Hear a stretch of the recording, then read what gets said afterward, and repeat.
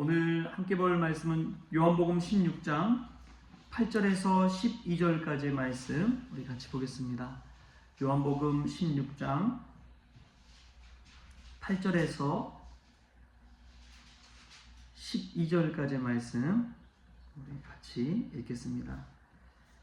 그가 와서 죄에 대하여 의에 대하여 심판에 대하여 세상을 책망하시리라. 죄에 대하여라 함은 그들이 나를 믿지 아니하며 의에 대하여라 함은 내가 아버지께로 가니 너희가 다시 나를 보지 못하며 심판에 대하여라 함은 이 세상 임금이 심판을 받았음이라. 내가 아직도 너에게 이를 것이 많으나 지금은 너희가 감당하지 못하리라. 아멘. 할렐루야. 말씀에서 귀한 은혜가 저와 여러분에게 있기를 소망합니다. 예전에 미국의 루즈벨트 대통령 시대에 그를 보좌하고 곁에서 도왔던 짐 팔리라는 사람이 있었습니다. 그는 소년 시절에 벽돌 공장에서 일할 만큼 어려운 가정 형편에서 살았고요. 고등학교 문턱에도 가보지 못했습니다.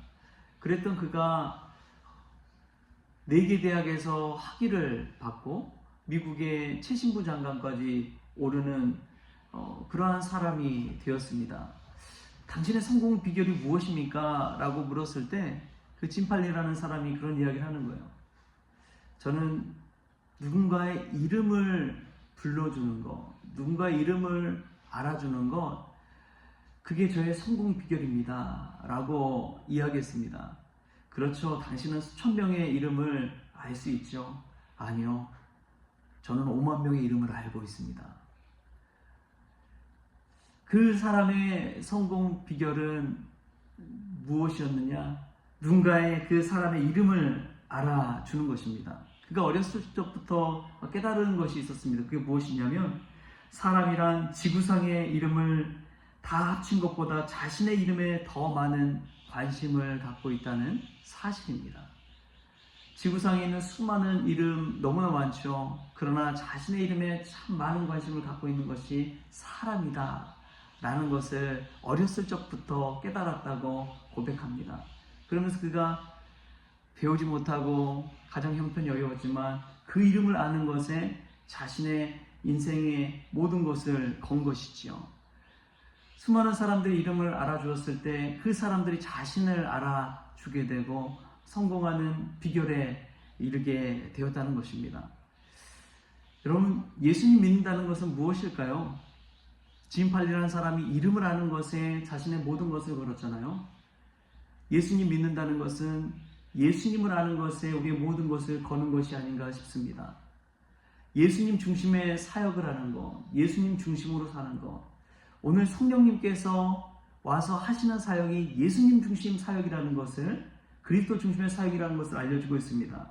8절에 보면 이렇게 나와 있어요. 그가 와서, 그는 성령님을 말합니다. 보혜사 성령님께서 와서 죄에 대하여 의에 대하여 심판에 대하여 세상을 책망하시리라 라고 이야기합니다. 여러분, 죄가 무엇입니까? 바로 9절에 나와요. 죄는 다른 것이 아닙니다. 사회적인 윤리적인 죄, 그것을 이야기하는 것이 아니에요. 죄라는 것은 예수님을 믿지 아니하는 것이 죄입니다. 성경에서 나오는 죄는 예수님을 믿지 아니하는 것이 그게 죄예요. 하마르티아라고도 하는데 그것은 관역에서 벗어나는 것을 뜻합니다. 즉 예수님 중심에서 벗어날 때 죄가 된다는 거예요. 어느 순간 예수님을 믿는다고 예수님의 이름으로 산다고 하면서도 나 중심으로 산다고 하면은, 내 이름을 위해 산다고 하면은 그게 죄라는 것입니다. 이것을 책망하시기 위해서 성령님께서 오셨다는 거예요. 두 번째, 의에 대하여라 하면은 하나님의 뜻대로 예수님께서 오셔서 하나님 아버지께로 돌아가셨는데, 이런 하나님의 뜻을 이루신 예수 그리스도, 그 예수님의 뜻대로 살지 못하는 것, 예수님을 알지 못하는 것, 여기에 대해서 책망하기 위해서 성령께서 오셨다는 것입니다. 심판에 대하여라면 예수님을 믿지도 알지도 못하고 사는 것 자체가 바로 심판입니다. 지금 이 시대를 살아가면서 세상 임금들처럼 예수님 없어도 다 살 수 있어라고 고백하는 이들은 이미 심판을 받은 것입니다. 심판 받은지도 모르고 살아가는 것이죠. 정말 중요한 것을 놓치고 살아가고 있다는 말입니다. 이처럼 성령님께서 오셔서 하신 것은 그리스도 중심, 예수 그리스도 중심으로 죄에 대하여, 의에 대하여, 심판에 대하여 알려주고 있다는 사실입니다. 여러분, 우리가 세상 살아가면서 우리의 마음을 참 많이 뺏길 때가 있죠. 경제적으로 어려우면 그 경제적으로 어려운 것 때문에 낙심하고 절망할 때가 얼마나 많습니까? 또 인간관계 때문에 넘어질 때가 종종 있죠. 사랑하는 사람, 친한 친구, 가족들 속 뒤집어 놓을 때가 있잖아요. 말 함부로 툭툭 내뱉고 그 말 들었을 때 마음에 낙심이 찾아올 때가 있잖아요. 그럴 때마다 여러분들이 생각하십시오. 예수님 중심으로 살아야지. 예수님 중심으로 살아야지. 여러분, 참 우리가 감사할 것은요, 예수님은 제자들에게 단계별로 이렇게 말씀을 전해주셨구나라는 것을 알 수가 있습니다. 죄에 대하여, 의에 대하여, 심판에 대하여 성령님의 사역을 알려주시지만 그 때를 또 이야기하고 있어요. 12절 말씀 우리 같이 한번 읽어볼까요? 12절 시작. 내가 아직도 너에게 이를 것이 많으나 지금은 너희가 감당하지 못하리라. 아멘. 감당할 수 있을 때 예수님께서 하나님의 말씀을 전해주셨다는 사실을 깨닫게 됩니다. 아이일 때는 아이에 걸맞게 이야기를 해주시고, 어른일 때는 어른으로서 사명 감당할 수 있게 이야기해 주셨다는 것입니다. 저는 야곱을 보면 그런 생각이 들어요. 야곱의 뜻이 속이는 자, 사기꾼이거든요. 그래서 처음에는 이 에서를 속이고, 아버지 이삭을 속이고 그러잖아요. 에서에게 팥죽 한 그릇으로 장자권을 빼앗고, 또 이삭에게 자신이 마치 에서인 것처럼 이 털옷을 입고 가가지고 막 보여주면서 이 장자권의 축복을 받고, 그렇게 속이는 야곱이었는데, 그런데 그가 베델에서 하나님을 만나고 하란에 가서 외삼촌 라반에게 속임을 당하잖아요.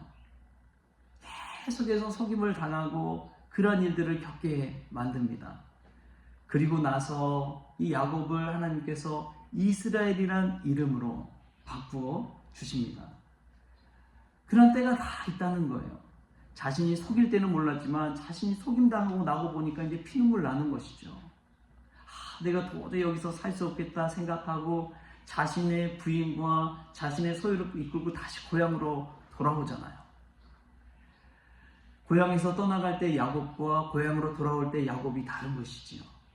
그가 떠나갈 때는 야곱이었지만 다시 고향에 돌아올 때는 이스라엘이었습니다. 하나님은 그 때와 시기에 맞게 우리에게 은혜 주시고, 또 우리에게 그 고난을 통과할 수 있는 힘 주시고, 그때 상황 가운데서 우리가 할 수 있는 최선을 알려주시는 줄 믿습니다.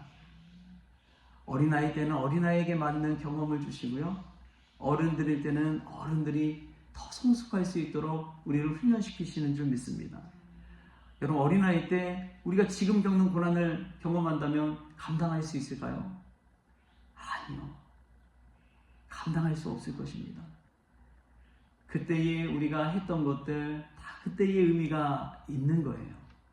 야곱이 속임당하는, 또 속이는 자였지만 나중에 속임당하고 나서야지 내가 얼마나 큰 실수를 해왔는지 그제서야 깨닫게 되는 것이죠.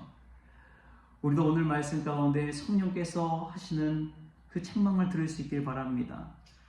예수 그리스도를 믿지 아니하는 것, 예수님의 뜻을 따라서 알고 살아가는 것, 믿지 않는 것 자체가 심판이라는 사실, 그것을 성령께서 오늘 책망으로 깨닫게 해주시기를 원합니다. 저는 이 시대는 이제 책망이 참 사라져버리는 시대구나라는 것을 깨닫습니다. 교권에 가도 그렇잖아요. 아이들 키우는데 예전같이 책망하나요? 이제는 큰일 나는 것이죠. 뭐라고 쓴소리도 못해요. 그들을 위한다고 올바른 길을 알려준다고 하지만 이제는 그것을 받아들이지 않는 시대 가운데 살아갑니다. 교회에서도 마찬가지죠. 책망과 심판과 죄에 대해서 누가 그렇게 설교를 하나요? 예수님 제대로 믿으라고 무섭게 이야기하시는 목사님들이 이제는 희미해진 시대 속에 살아가잖아요. 근데 성령께서 오셔서 하시는 그 사역이 그런 책망하는 사역이라는 것을 할 때에 마음이 얼마나 뜨끈한지요. 정말 예수님 제대로 믿고 있는지, 정말 예수님 뜨겁게 믿고 있는지, 예수님 중심으로 오늘도 내가 살아가고 있는지, 오늘 말씀 가운데 성령님께서 책망하시는 목소리를 들을 수 있길 바랍니다. 내가 정신 차리고 신앙생활 해야겠구나. 내가 정신 차리고 기도하며 깨어있는 삶을 살아야겠구나. 내가 정신 차리고 말씀 붙들고 살아야겠구나. 여러분, 오늘 이 성령님께서 하시는 책망이 우리에게 정말 보약이 되어서 다시금 예수 그리스도의 중심으로 우리의 가정을 세워가고 교회를 세워가는 그런 저와 여러분 될 수 있기를 주신 예수님의 이름으로 축원합니다. 기도하겠습니다. 주신 하나님 감사합니다. 오늘도 말씀 붙들고 그리스도 중심의 성령님의 사역을 깨닫게 하여 주시니 감사합니다. 예수님을 믿지 않는 것이 죄요. 예수님의 뜻을 따라 살아가고 예수님을 아는 것이 의요. 예수님을 믿지 못하고 알지 못하는 것 자체가 심판이라는 것을 깨닫게 하여 주시니 감사합니다. 오늘 우리 마음 중심에 누가 있는지 무엇이 있는지 다시금 돌아보게 하여 주시고 성령님께서 우리를 책망하시는 그 목소리를 듣게 하여 주시옵소서. 다시금 믿음의 옷깃을 여미게 하여 주시옵소서. 예수님 중심으로 돌아설 때에 성령 충만한 은혜를 체험하게 하여 주시고 그때마다 감당할 수 있는 힘과 버틸 수 있는 능력을 덧입혀 주시옵소서. 감사하며 예수님의 이름으로 기도하옵나이다. 아멘. 우리 주님이 가르쳐주신 기도로 오늘 새벽 기도를 마치겠습니다. 하늘에 계신 우리 아버지여, 이름이 거룩히 여김을 받으시오며 나라가 임하시오며 뜻이 하늘에서 이루어진 것 같이 땅에서도 이루어지이다. 오늘 우리에게 일용할 양식을 주시옵고 우리가 우리에게 죄진 자를 사하여 준 것 같이 우리 죄를 사하여 주시옵고 우리를 시험에 들게 하지 마시옵고 다만 악에서 구하시옵소서. 나라와 권세와 영광이 아버지께 영원히 있사옵나이다. 아멘.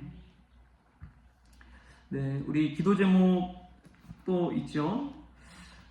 김종영 성도님 어제 이제 대수술, 심장 큰 수술을 마치고 지금 회복 중에 있습니다. 심장이 좀 약하게 뛰시는데 심장도 이제 제대로 기능할 수 있도록 또 회복 위해서 기도해 주시고, 오늘 박은경 집사님이 이제 수술을 앞두고 있습니다. 수술 잘 되고 또 회복도 잘 될 수 있도록 위해서 기도해 주시기를 바랍니다.